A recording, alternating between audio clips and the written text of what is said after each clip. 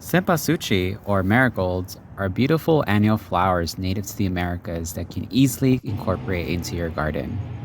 While there are different marigold varieties out there, today we'll be focusing on Targetes erecta, or the Aztec marigold, the marigold used for Dia de los Muertos, or Dia of the Dead.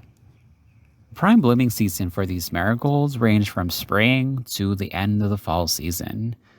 These guys can reach up to 4 feet tall and can reach to 6 to 36 inches wide. So you want to make sure you find a nice roomy area so that way they can bloom and fully grow to their full potential.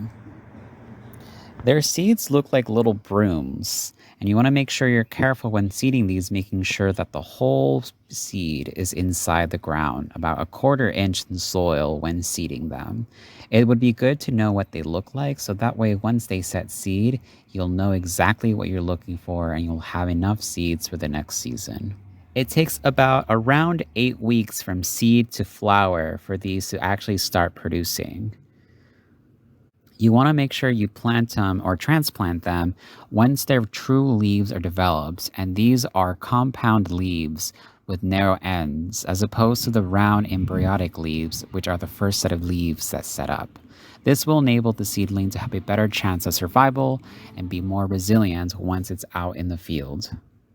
These flowers will bloom for almost a month after they first start blooming, and not only are they aesthetically pleasing, but they have many benefits in your garden. They attract pollinators, but are also good at deterring certain pests due to their scent. So it'd be great to intercrop these flowers with any other existing plants, such as strawberries, tomatoes, and any other berries that are susceptible to pest infestations. We hope you learned something new today, and go plant those big marigolds in your yard. For more videos like these, subscribe for more, and thanks for watching.